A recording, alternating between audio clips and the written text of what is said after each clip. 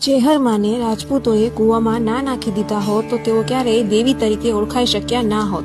ચેહુબા રોજ સાધુની ભક્તિ કરતા એટલે તેરવાડા ગામના લોકો ચેહુબા વિશે અલગ-મલગની વાતો કરવા માંડ્યા। એટલે વાઘેલા પરિવારે ચેહુબાને સૂચના આપી કે આજ પછી તેઓ સાધુની સેવા કરવા માટે ના જાય, પરંતુ ચેહુબા રોજ તેમની સેવા કરવા માટે જતા। એક દિવસ રાજપૂતોએ વિચાર કર્યો કે આ બાઈ આપણું કીધું માનતી નથી, આપણે આ બાઈ જોઈએ નહીં, અને ચેહુબાને મારી નાખવાનો કારસો ઘડ્યો। પછી ચેહુબાએ તેરવાડા ગામની વાવમાં ફેંકી દીધા। જેવા ચેહુબાને વાવમાં નાખ્યા એટલે વાવમાંથી અવાજ આવ્યો, અલ્યા તમે મને ઓળખી ના શક્યા, હું ચામુંડાનું સ્વરૂપ ચેહુબા હતી, પણ આજથી ચેહર માતા તરીકે જગતમાં ઓળખાઈશ, અને જતા જતા મારી ચેહરની એક વાત સાંભળતા જાઓ કે તમારા નગર તેરવાડા ગામને ઉજ્જડ બનાવું ને તો જ માનજો કે ચેહર માતા બોલ્યા હતા। પછી ચેહર માતાએ વિચાર કર્યો, હું આ કૂવામાં જ બેસી રહીશ તો મને ઓળખશે કોણ? આમ વિચારીને ચેહર માતા રથડો જોડીને મરતોલીની મીઠી વરખડીએ ઉતર્યા। ત્યારે મરતોલી ગામ જૂનું આયરોનું ગામ હતું, અને આવી રીતે માતા